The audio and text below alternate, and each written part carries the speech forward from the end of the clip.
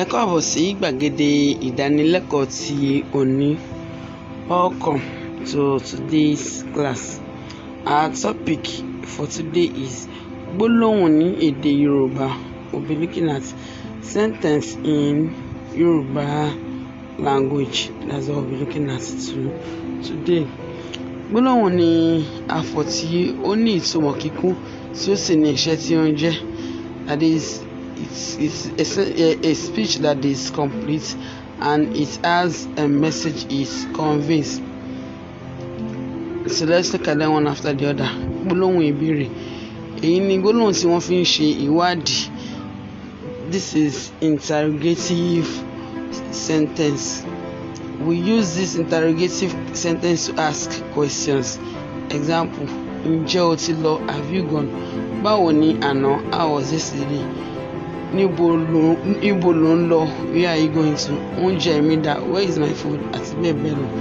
A ní gbólóhùn àṣẹ, declarative sentence. À ń fi gbólóhùn yìí pàṣẹ. That is, we use it to state command. Bí àpẹẹrẹ, dákẹ́ ariwo, keep quiet. Jókòó jẹ́, sit quietly. Lọ jókòó, go and sit down. Dìde dúró, stand up. Wá lọ sùn, go and sleep. A ní gbólóhùn ká ní, conditional statement.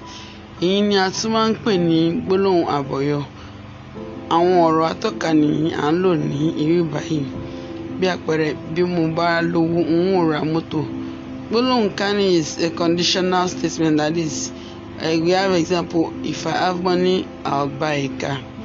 Tí ó bá di ọ̀la, màá lọ sùn. When is tomorrow, I'll go and sleep. Bákan náà, a ní gbólóhùn àyísódì, sentence in negation. Wọ́n ní a fi ń kọ ìṣẹ̀lẹ̀ tàbí odidi gbólóhùn. That is, these sentences, they are usually in negation. Bí àpẹẹrẹ, a kò tíì lọ, we haven't gone. Mo wẹ̀, I'm not having my bath. Adétóun kò ní wá, Adétóun will not come. Let's look at the evaluation. Gbólóhùn. Kí ni gbólóhùn? What is gbólóhùn? So àpẹẹrẹ gbólóhùn ká ní mẹ́rin. Give me 4 conditional statements.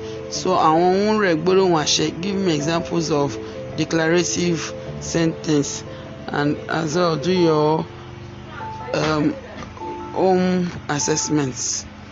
Thank you.